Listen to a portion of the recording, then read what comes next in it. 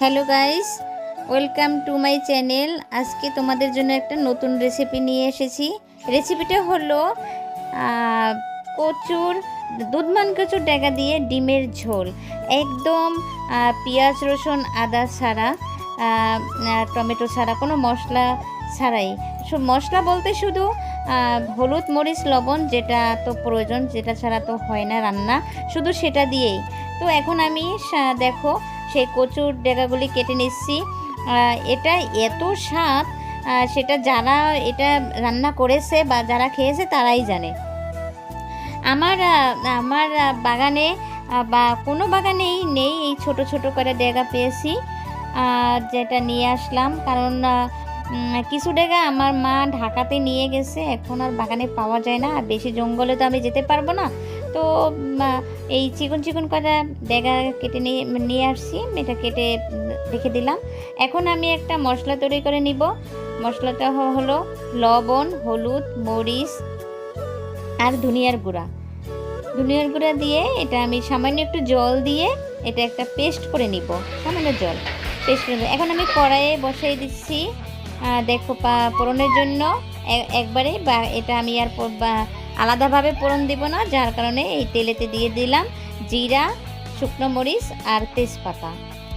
আর আমি পেস্টটা এই কারণে তৈরি করেছি, কারণ যদি আমি তেলের ভিতরে মরিচ, হলুদ এগুলি দিয়ে দিতাম, তাহলে তেলটা কি বলে মরিচের গুঁড়োটা পুড়ে যেত। কিন্তু যদি তোমরা এভাবে জলের ভিতর পেস্ট করে তেলের ভিতরে ছেড়ে দাও, তাহলে আর এই মশলাগুলি তেলে পুড়ে যাবে না। তাহলে খেতে রান্না করলে না একটা তিতা তিতা ভাব আসবে যদি তোমরা তেলের ভিতরে দিয়ে দাও মশলাগুলি।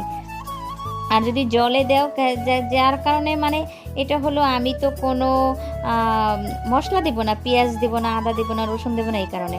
তো দেখো মশলাটা ভালো করে কষিয়ে নিছি। কষিয়ে আনার পরে জল দিয়ে দিলাম, আর জলটা যখন উতরানো শুরু করেছে তখন এই কচুর ডেগাগুলি দিয়ে দিচ্ছি। তো এখন দেখো জলটা উতরানো হয়ে গেছে। এখন আমি দিয়ে দিব কচুর ডেগা সিদ্ধ হয়ে গেছে, কারণ এটা ওই যে উতরে গেছে না, তাতেই সিদ্ধ হয়ে গেছে। এখন আমি দেখো ডিমগুলি এইভাবে ফেটে ফেটে দিয়ে দিব।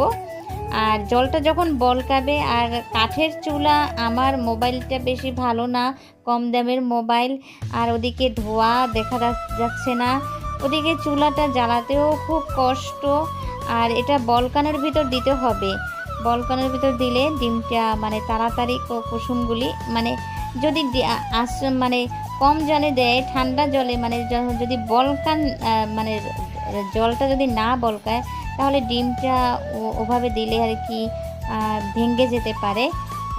যার কারণে জলটা যখন বেশি করে বলকাবে তখন ডিমটা, যার কারণে আমি জলদি ডিমটা দেখো দিয়ে দিয়েছি। দেখো ডিমগুলি কিভাবে আস্তে আস্তে রয়ে গেছে, ভেঙে যায় নাই, আস্তে আস্তেই দেখো ভীষণ কি সুন্দর, দেখো দেখতেই পাচ্ছ তোমরা।